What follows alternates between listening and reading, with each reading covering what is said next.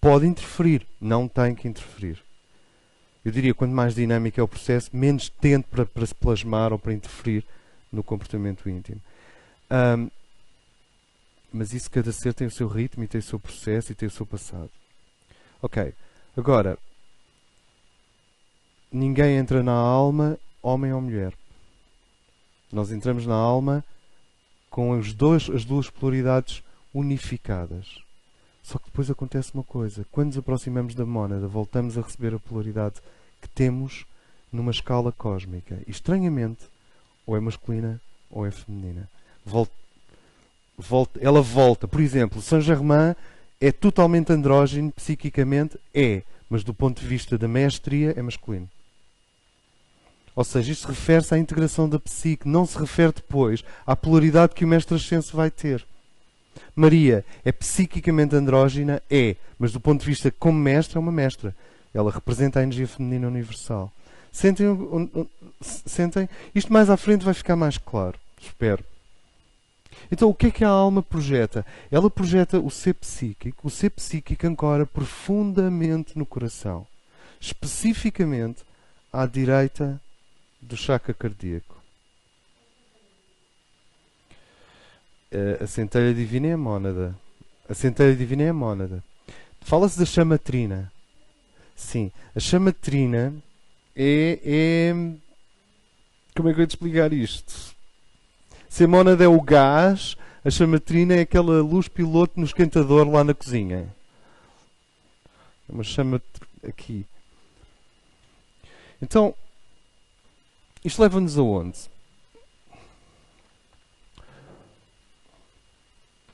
Integração psíquica não é ascensão, mas é a base da ascensão.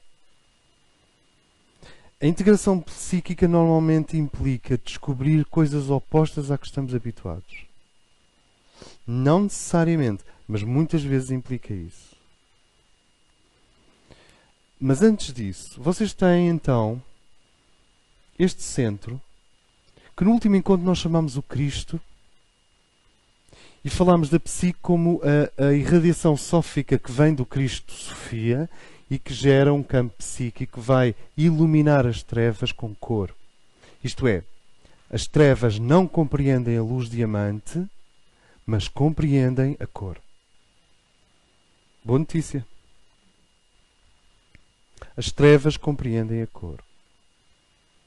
Então, mas neste ponto coincidem. O teu eu superior que está na quarta dimensão. Então eu diria, se pusermos o zodíaco assim, vocês já sentiram que o zodíaco é um modelo da psique? É um modelo da vida interior, só e simplesmente. E é também a cidadela do homem perante as trevas. A cidade do homem. Então, se vocês tiverem aqui o zodíaco e têm aqui o centro, eu diria que o eu superior está aqui em cima. Não é a mónada, o eu superior. Eu devia continuar a fazer o tal rosto com os olhos. Bom, ele não está no zodíaco. Está acima. Mas ele não pode projetar-se totalmente aqui. Ou ali, ou ali, ou ali. Pode projetar parcialmente. Cada signo do zodíaco guarda uma qualidade do eu superior. Mas onde ele se pode projetar como ele é, luz branca, é na vertical. Portanto, aqui. Se não tiveres cá nada, ele não consegue projetar-se. É baço. Não tens espelho. Sabes, tu vais num avião com o holofote virado para baixo. Enquanto estás a passar pelas montanhas, a luz desaparece. Assim que passas por um lago, a luz é refletida. Então, o self, o eu que nós estamos a criar, é o espelho do nosso eu superior no nível psicológico. Ninguém reflete o Cristo sem um eu. O Cristo é espiritual, o eu é psicológico.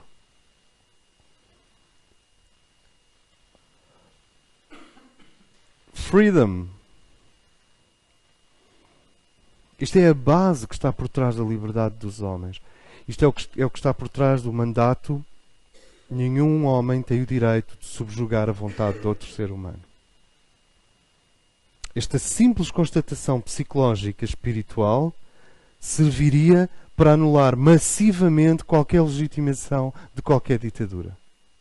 Claro, à medida que caminhamos para o agora, historicamente falando, as ditaduras têm menos terreno para se justificar. Mas é incrível como é uma coisa tão simples, que é a liberdade individual e a construção do eu e do self são as bases para a reflexão do Cristo, não afastou massas de abuso e de forças negras, nuvens inteiras, que desceram sobre a humanidade constantemente.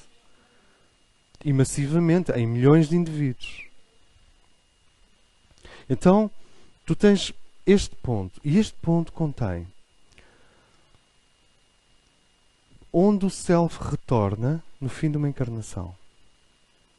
Ele pode dizer, então, mas não, o self não vem dali.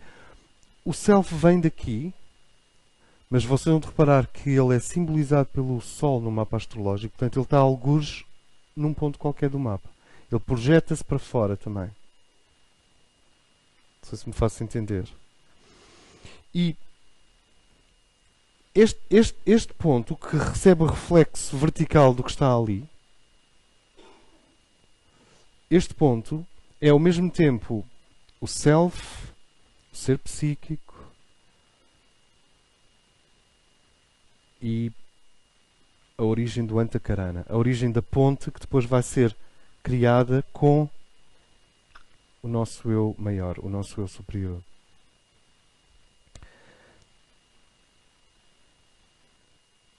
Antes de... Que horas são? Como? O que é interessante é que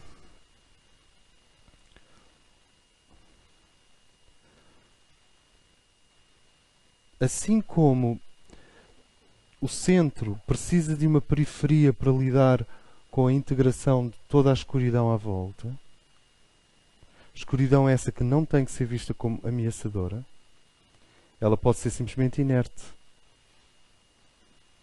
E a escuridão avança e recua. Há uma respiração entre a luz e as trevas. Qualquer professor sabe isto em relação aos alunos. Nós aprendemos coisas, depois desaprendemos-las ligeiramente, depois temos que reaprendê-las melhor até que elas se fixam. As trevas são todo o mar de forças e de agentes que ainda não sabe de onde vem, nem para onde vai, nem quem é. E, como vocês sabem, as especializações consistem em colocar uma grande quantidade de energia num quadrante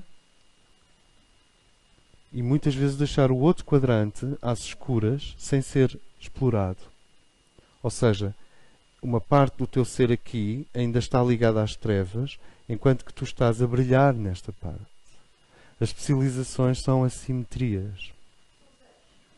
São os eixos, os 6 eixos zodiacais, sim. Elas são assimetrias. Isto é um ponto muito importante. Assim como o centro diamantino precisa de um círculo para ir recebendo as trevas e as transformando e as alterando e as integrando. E vocês lembram-se no último encontro que nós dissemos que a integração é feita numa roda zodiacal, depois outra roda zodiacal, depois outra roda zodiacal. São 3 rodas à volta do zodíaco. Na primeira, predominam as trevas.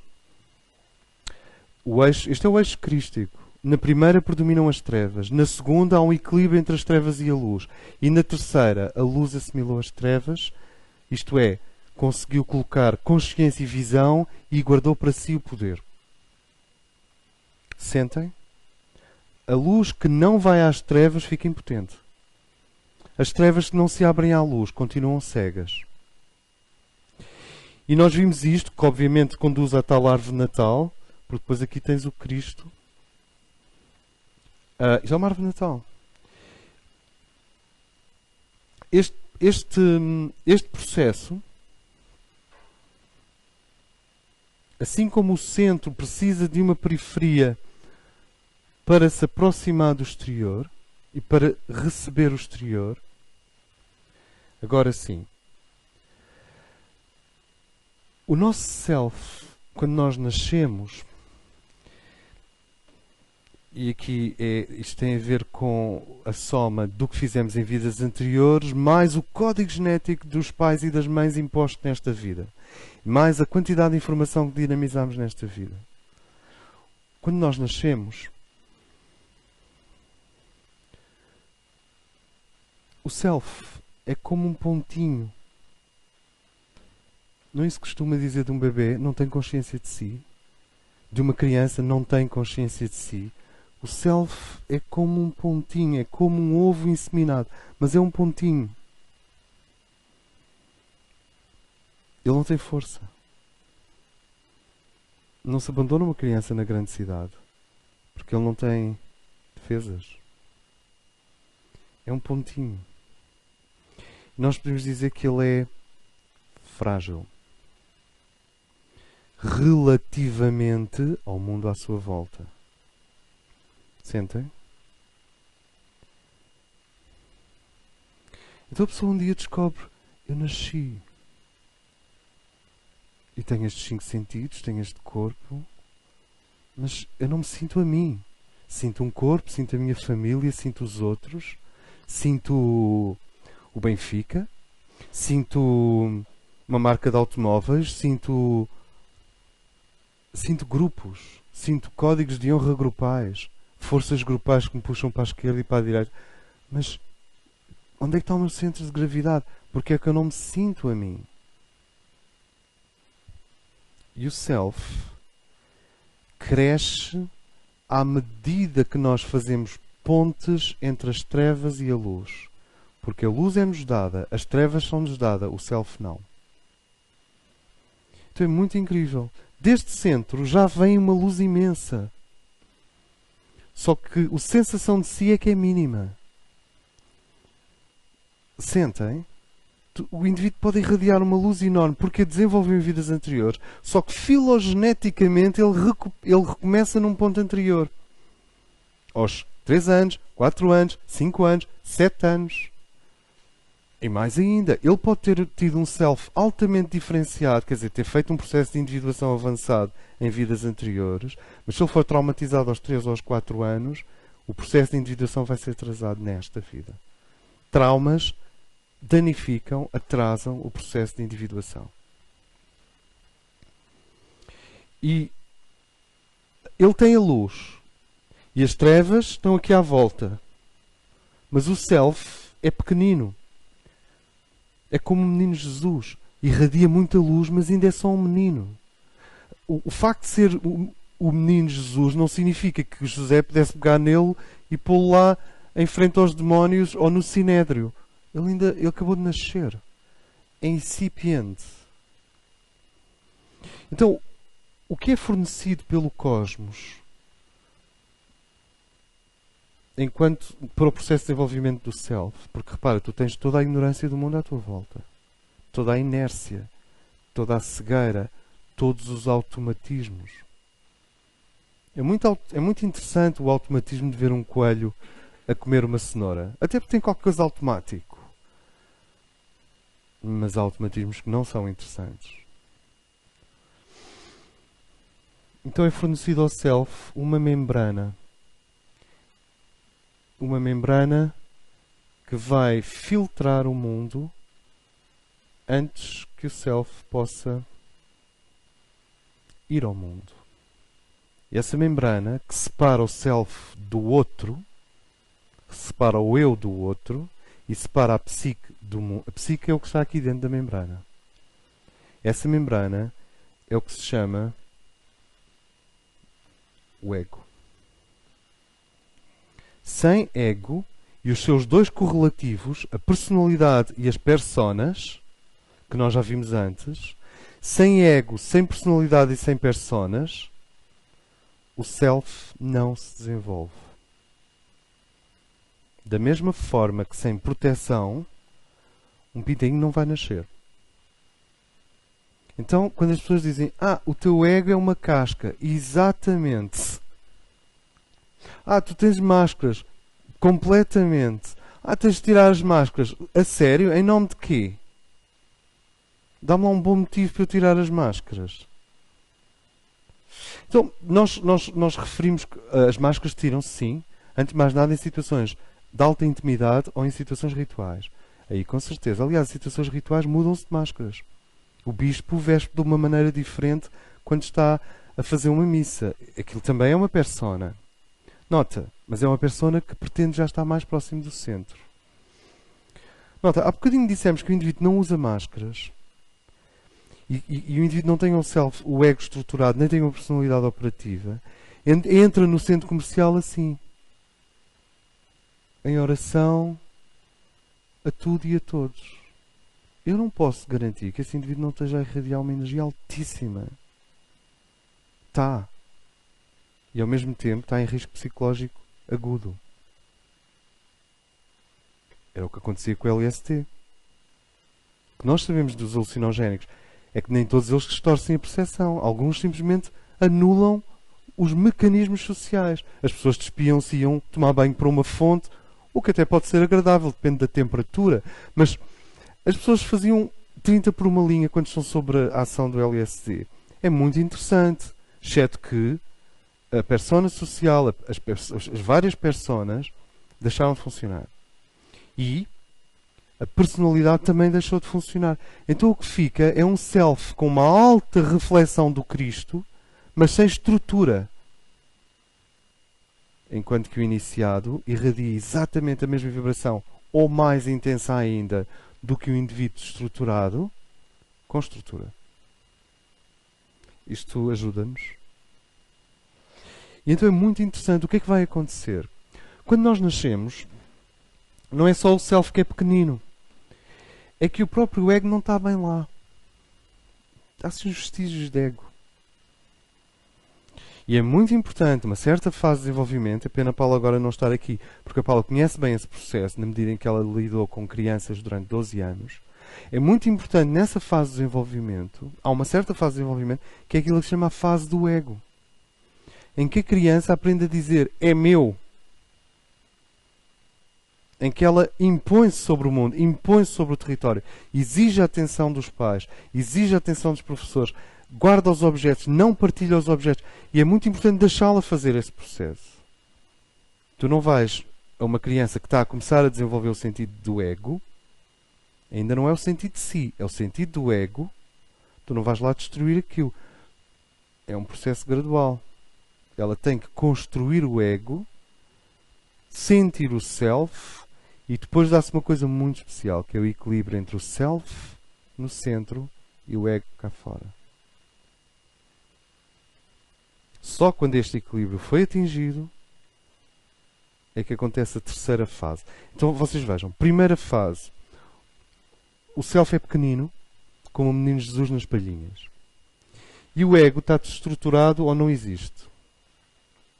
Então, na primeira fase, é necessário permitir, e depois isto repete-se. Volta a repetir-se aos 14, depois volta a repetir-se aos 28, depois volta a repetir-se aos 35, depois volta a repetir-se aos 42, depois aos 49. O fortalecimento do ego tem que ser checado frequentemente. É como se fosses partir para o Alasca e é melhor ver se tens tudo o que precisas. Então, o ego tem que ser fortalecido, o que inclui episódios narcísicos, o que vocês quiserem. Ele é fortalecido, só que tem um pequeno detalhe. Na nossa cultura, e aliás em quase todas as culturas, ele não é fortalecido de forma integral.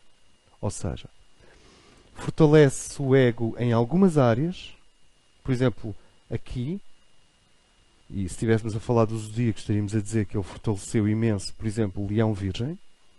Fortalece o ego em algumas áreas e ele fica desestruturado noutras. Vocês o que eu quero dizer? Sim, se considerarmos que ser Peter Pan é uma área de especialização. Se considerarmos ser Peter Pan é evitar crescer e sair da ilha do nunca, aí não são os Peter Pans. São aquelas pessoas que bastante estruturadas em algumas áreas e Peter Pans noutras áreas. Os Peter Pans são mais estas áreas aqui. Depois, quando falarmos da questão do mito de Peter Pan, vamos passar por aí. E da Perséfone também. Perséfone é a mesma coisa no feminino. É. O que acontece? Claro, o indivíduo aqui fortaleceu o seu ego. As forças das trevas não conseguem entrar. Ou melhor, para entrar vão ter que ser mediadas pelo ego. Então o que é que elas fazem? Vão à volta. E entram para onde o indivíduo menos espera, que são as áreas que ele descuidou ao longo da vida para ser forte noutras. Isto gera aquilo que nós chamamos as assimetrias do desenvolvimento da personalidade. Por exemplo, polícia que é violento com a mulher em casa. Ele até é chamado pela nossa sociedade para manter as forças das trevas no seu lugar. Chega à casa e inverte.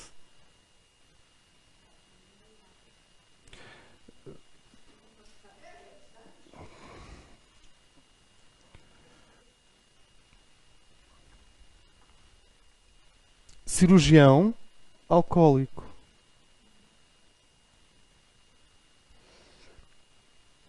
Excelente dona de casa com medo de ficar sozinha. À noite porque está a chover e há trovoada. Desportista que não consegue escrever uma linha de poesia. Poeta que se correr 100 metros fica cansado. Esteta incapaz de lidar com o corpo humano. Com os cheiros e os líquidos e a coisa orgânica do corpo. Enfermeira que enfrenta o sangue e cosa a pessoa e não sei quê. Eu disse não sei quê, eu nunca uso esta expressão. Ou seja, enfermeira que consegue enfrentar uma série de coisas repugnantes ou que exigem estômago, etc. E que tem medo de cavalos.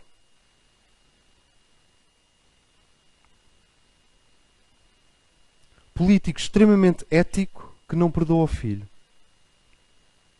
Estas assimetrias têm a ver com zonas que foram desenvolvidas e zonas que ficaram fragilizadas, com membranas fininhas. E aí as forças das trevas entram. Nós podemos continuar a citar exemplos. O Brasil hoje tem, como o Nelson chamava a atenção, hoje uma democracia exemplar. Mas, durante muito tempo, quase toda a democracia brasileira conseguia pôr indivíduos que eram funcionais em muitas áreas, mas eram altamente corruptos noutras áreas. Isto aplica-se ao México também. Isto aplica-se a Portugal. Onde é que eu estava? Agora estava a pensar... Isto aplica-se à Turquia. Isto aplica-se ao mundo inteiro. Que são indivíduos que são bons políticos, no fundo, mas que são frágeis do ponto de vista, digamos, ético. Podíamos continuar a citar exemplos de que a educação e a sociedade fortalecem áreas do ego à custa de outras áreas do ego. E então vem a grande questão. A crise de meia-idade, que em algumas pessoas entre os 35 e os 42, noutras entre os 42 e os 49, pode-se estender um pouco mais, é o momento em que o indivíduo não consegue mais achar-se piada dentro daquilo em que ele é poderoso. E há duas maneiras para isso. Ou ele deixa de se achar piada porque é lúcido, ou o universo trata de que ele se deixe de achar piada porque aquilo onde ele era poderoso deixou de funcionar. Essa crise de meia-idade é o momento em que o eu superior, o self, o ser psíquico, estão a fazer tudo para que ele inicie um desenvolvimento integral. Quando há um desenvolvimento integral, o self começa a crescer. Então há uma relação direta e não inversa, ou seja, é diretamente proporcional o seguinte: um ego simétrico, ou seja, um ego integralmente desenvolvido, igual a um crescimento do eu. Tentem fazer crescer o eu com um ego assimétrico, deformado ou subdesenvolvido. Aí sim é que é o Peter Pan. Porque ele é rei numa ilha que se chama do Nunca. Onde é que ele não é rei? Ele ama a Wendy. A Wendy representa a ânima dele e tudo o que ele ama e que não tem na Terra do Nunca. Até porque a sininha é muito pequenina. Então, ele ama a Wendy, só que tem medo de Londres. Porquê? Porque Londres representa tudo o que ele não quer. Deixar de voar, pôr os pés no chão, fazer uma família, iniciar um projeto de vida, descer à matéria e assim sucessivamente. Amadurecer. E mais uma coisa, Londres exige que ele cresça, mas não lhe dá nada de especial em troca. E esse é um dos problemas do mundo. É que o mundo exige que nós, os Peter Pans e os Perséfones, tenhamos que sair da Terra do Nunca ou do mundo mágico da Perséfone, dos cavalinhos encantados e de fazer coleções de conchas na praia, que é o mundo da Perséfone, e fazer bonequinhas com algas e sereias. O mundo exige que o indivíduo cresça, mas depois não lhe dá absolutamente nada. Portanto, os códigos sociais são um bocado estranhos, porque, primeiro, não se puxam Peter Pan para baixo. Esse é o erro do Capitão Gancho. O Capitão Gancho é o outro lado do mesmo Peter Pan. Peter Pan voa e o Capitão Gancho puxa-o para baixo.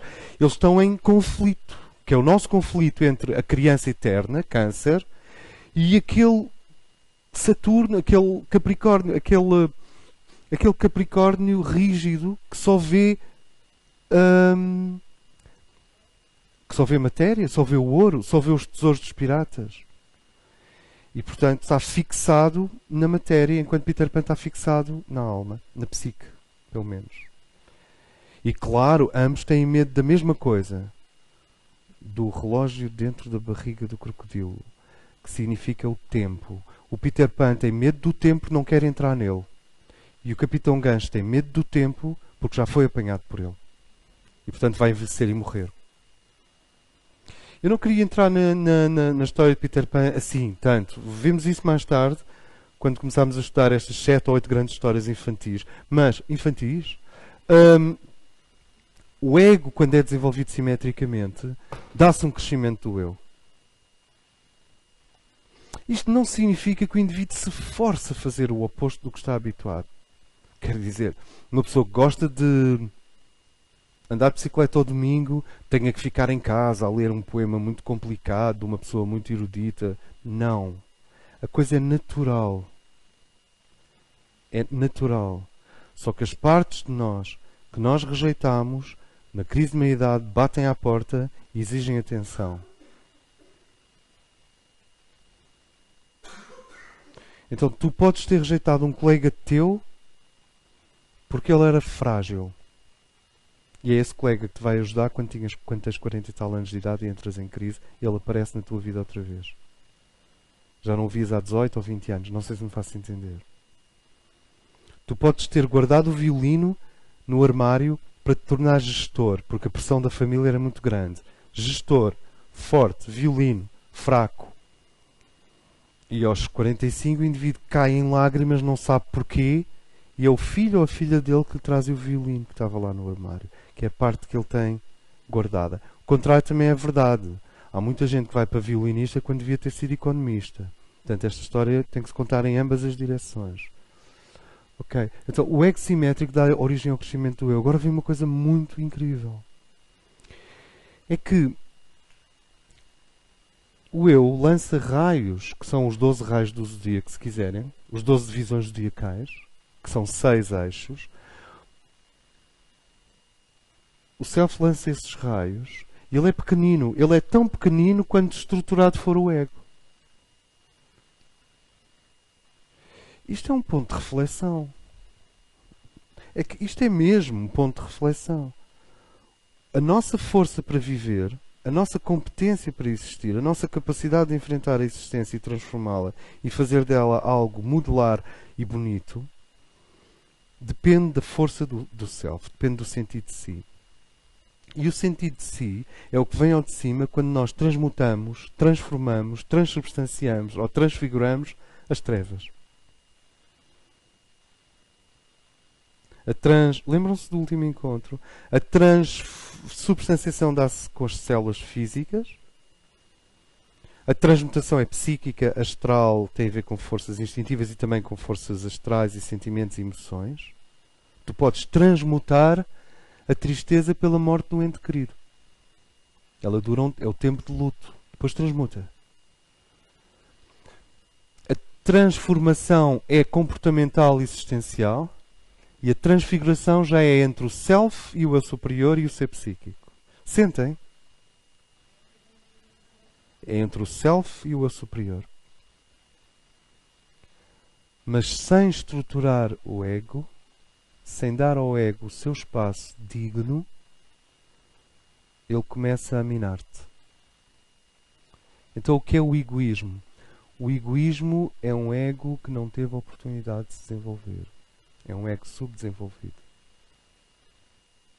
E portanto não é um ego forte. O egoísmo é um ego fraco. Quanto mais buracos no queijo suíço, mais egoísta é o indivíduo. Porque ele sente as suas carências, ele sente os seus vazios. Ele sente as áreas de carência, sente as áreas de vazio e não quer assumi-las, e então está constantemente a projetar o ego para fora. Ele então vai se tornando cada vez mais um vampiro do mundo à sua volta. Porquê? Porque um dos grandes sinais do desenvolvimento do self é o calor que vem de dentro de nós. É um calor inconfundível. É como se tivesse uma estrela no peito.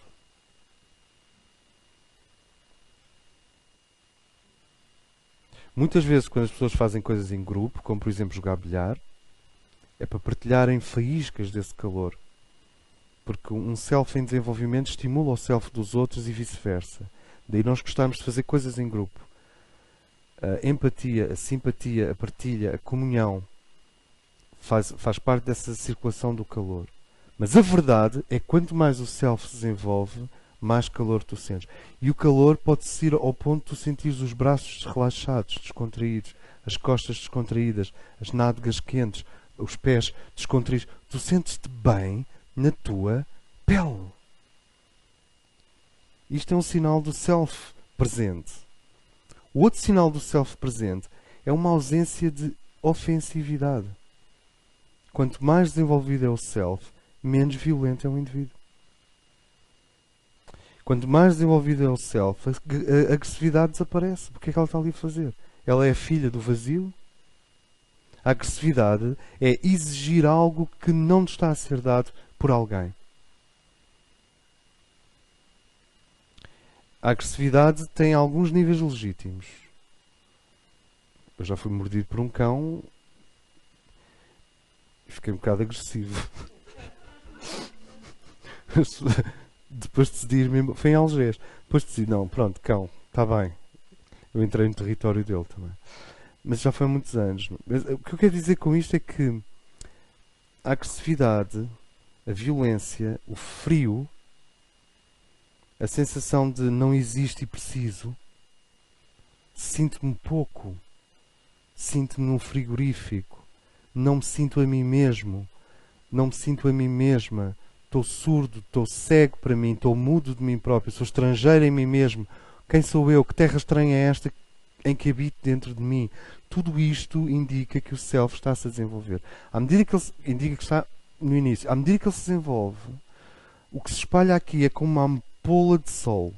Self, sol. Percebem o que é o sol em astrologia? É a fonte de calor.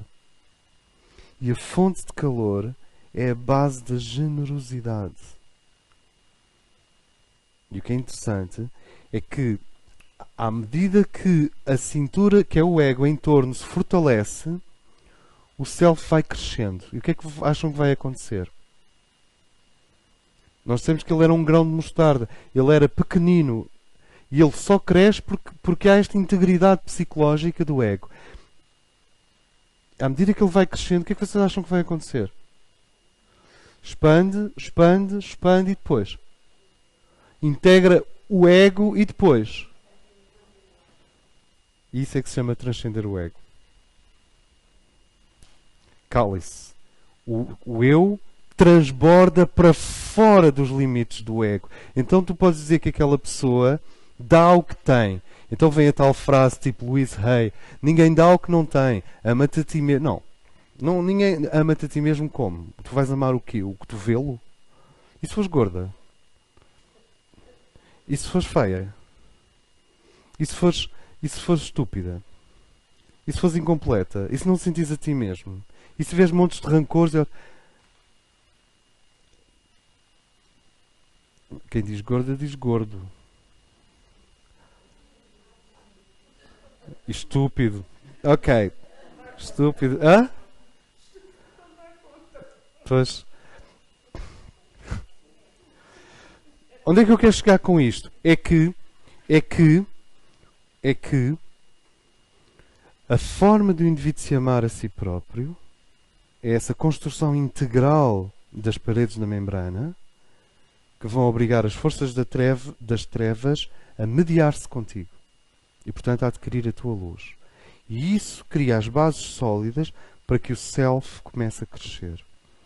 O self cresce através de atos de coragem criativos que são estimulados a partir do centro do teu ser. Por exemplo, estás na escola e o professor manda sair uma colega tua e o professor enganou-se. Não era aquela colega, era outra. E tu sentes que, não vais dizer que era a outra, mas também sentes que é uma injustiça para com aquela.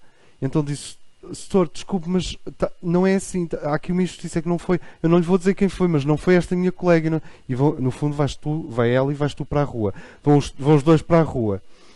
O ato de sair da passividade para a ação criadora, isto chama-se criação,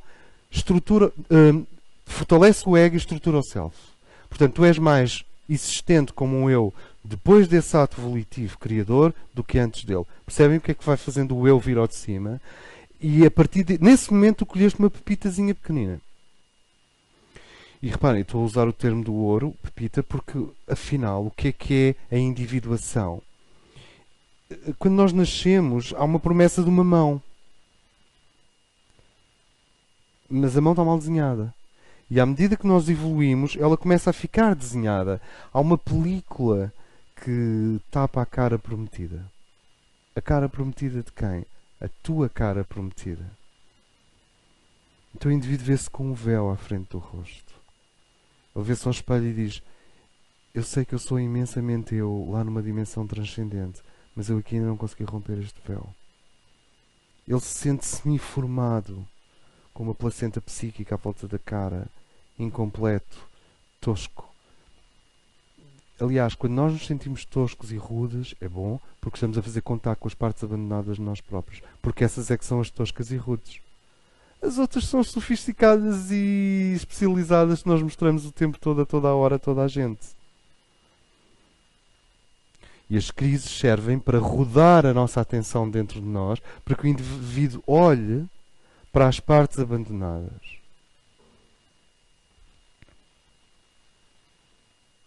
Então, à medida que esta membrana se fortalece, o self cresce. Fortalece porquê? Porque eu estou a olhar para as partes abandonadas. Porque eu começo a dedicar tempo às partes abandonadas. Amigos de longa data, cartas que deveria ter escrito, livros que devia ter comprado, coisas que prometi a mim próprio e não cumpri. Porquê? Porque uma parte asfixiada de mim disse: mas eu preciso disto. E tu, o especializado, disseste a essa parte não especializada: a menina fica quietinha, a gente fala, tratamos disso daqui a 10 anos. Lembram-se? Pode ser comprar a coleção completa de filmes do Charlot. Pode ser ir ver Fórmula 1. Eu nunca vi Fórmula 1. Como é que se explica isto? Porquê? Porque eu tenho especializado muito mais em coisas abstratas e ditas metafísicas. Então, digamos que o desportista, o homem físico, o homem que gosta de dinamismo e de velocidade, ficou atrasado. Eu tenho que ir lá buscá-lo. É uma parte que eu preciso resgatar.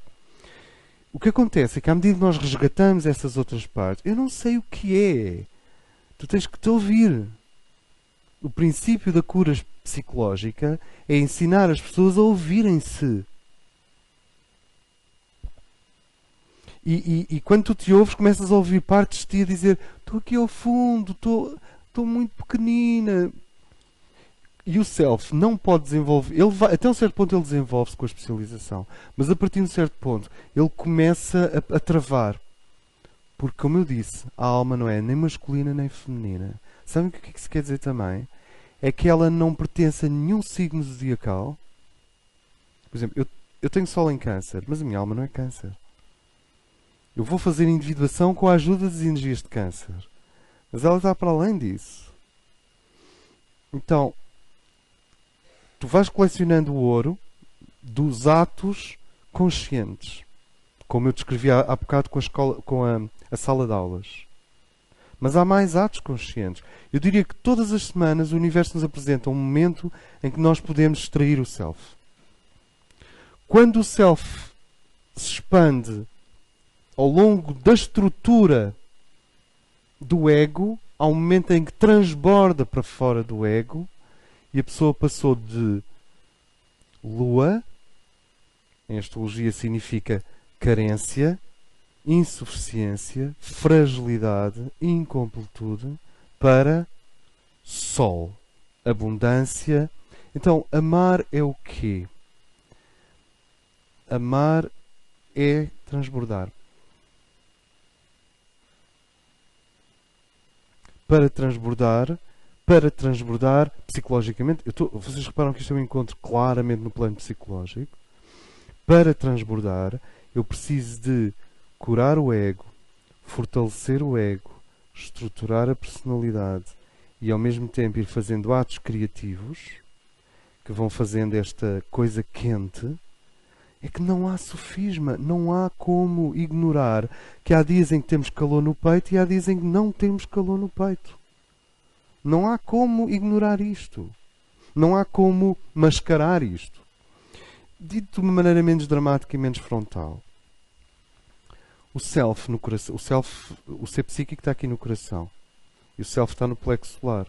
Mas à medida que o self desenvolve, primeiro ele trata dos assuntos do poder. O que é os assuntos de poder? São as revoluções que tu precisas fazer na tua vida. Estes são os assuntos de poder. Faz uma listinha. Vai desde as meias que estão esquecidas debaixo da cama há um ano. Não é nada o caso lá na minha família. Mas é na vossa. Pronto. Assim, vai desde coisas muito simples, como vender um carro velho que está na garagem há imenso tempo parado e que tu não precisas daquilo, até repores algumas injustiças que andam ali à tua volta há muito tempo, ou algumas incomunicações, ou algumas más vontades. Portanto, ele primeiro começa por estruturar o teu poder e depois começa a unir-se ao ser psíquico. Faz sentido que o self se começa a unir ao ser psíquico. Ele começa no plexo solar e depois começa a unir-se ao ser psíquico no coração. E é quando ele se começa a unir ao ser psíquico no coração que tu sentes calor no peito.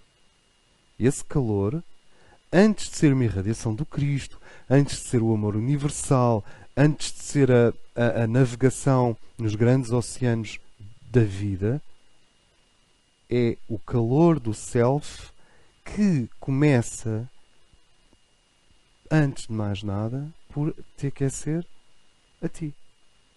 Não aos outros, a ti. E à medida que te vai aquecendo a ti, há um momento em que transborda. Então digamos que o ego está lá como estrutura. Por exemplo, vocês não estão a ver o meu esqueleto. Ele está cá, mas está implícito. Ele está a estruturar o quê? Os órgãos. Então o ego está lá, mas há um momento em que já não se vê mais o ego, porque a energia do self, a energia do eu, assimilou o ego, transcendeu e continua a expandir. E isso é que tu vês nos anciões que sabem envelhecer e que fizeram o processo. É que, além de o tempo servir para revelar o caráter, o tempo serve para, a partir do momento em que isto começa a rodar, tu só tens de começar a pôr isto a rodar. Quer dizer, a marcar um dia na semana para pensar assim, hoje eu vou fazer uma revolução. Qual é? Pode ser na despensa. Mas qual é? É a revolução possível. Para depois ires à improvável. Que é para depois atingires a impossível. Então tu vais fazendo da possível para a improvável para a impossível. E isto começa a rodar. E o self começa a ganhar balanço. Até que há um momento em que não para mais. Nesse momento em que o self está brilhante e não para mais, a tua aura repele as forças involutivas, chama a si as trevas e transmuta-as. O mal não entra, a menos que tenhas uma missão muito forte e as forças involutivas tenham destacado uma horda. Agora, de uma maneira geral, as forças negativas não entram. E as trevas, que é a ignorância, a cegueira, a repetição, a inércia e a resistência que o universo natural tem, emocional e mental, à luz, as trevas começam todas a vir ao teu encontro para serem transmutadas. Tu nem dás por isso. Então acontecem coisas incríveis, porque o self, eu não estou a falar nem do ser psíquico, nem da alma. Eu estou a falar do self, o eu. O eu faz coisas incríveis. O eu contra uma anedota a uma pessoa no jardim e muda-lhe o dia. O eu lança um brilho no olhar e já está. O eu remove forças de inércia numa repartição pública, num andar inteiro. O eu faz o telefonema certo à hora certa. O eu põe a vida a andar para a frente. Ele ilumina a existência. Então os blocos são trevas, luz, psique, tempo. E isto tudo para a geração do eu.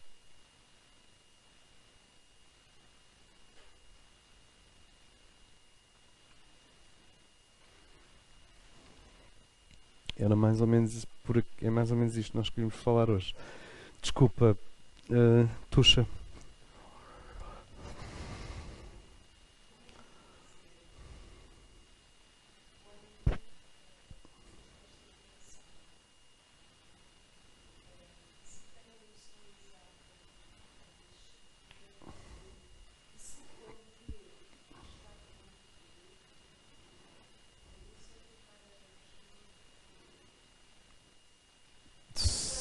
Sim.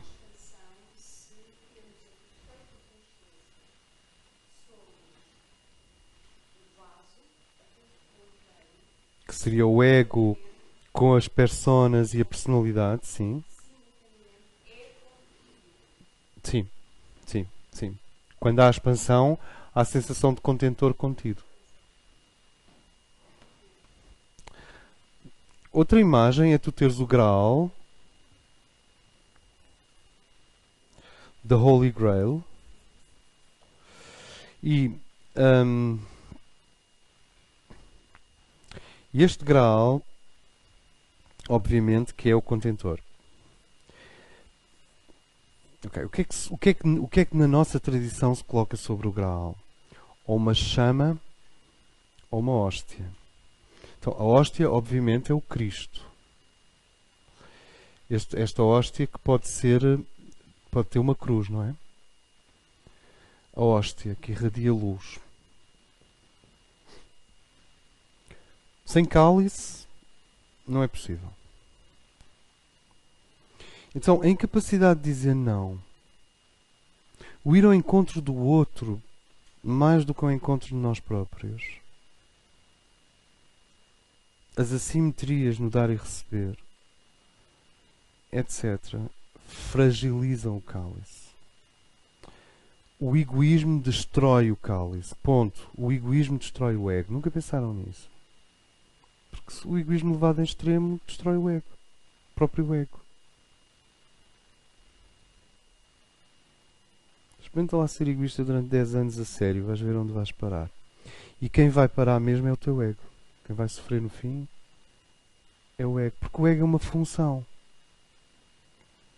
Então, este cálice, uma vez estruturado, eu diria que a luz do eu superior vai se transformando em gotas de ouro, se preferirem o vinho, até que enche o cálice completamente. A partir de um certo momento, este ouro, reparem, o vinho tem muitas leituras, mas o self é como ouro líquido. Há um momento em que este ouro começa a transbordar.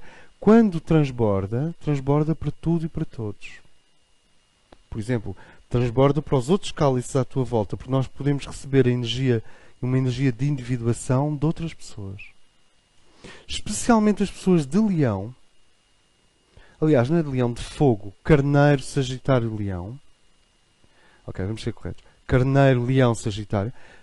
São 3/8. As pessoas que têm energias de fogo estimulam a individuação nas outras pessoas. As pessoas que têm energias de água já... Onde é que tu vais sem mim? Agora, as energias de fogo estimulam a indivíduos. O que é bonito na energia de Leão e Sagitário e Carneiro é que a energia de fogo é dinâmica e é brilhante, é entusiasmante, é estimulante. Então tu podes energizar outros seres. Não vais fazer individuação por eles, mas podes estimular o processo. Um indivíduo que tenha um self claro e um eu claro, isto é, que não se confunde com a multidão e que não é manipulado pelos grandes engenheiros sociais, ele é ele mesmo, estimula todos os outros a tornarem-se isso também. Ou seja, a individuação estimula a individuação. E quando estas gotas atingem a plenitude, transborda. E aí tu tens a sensação de contido e de contentor, simultaneamente.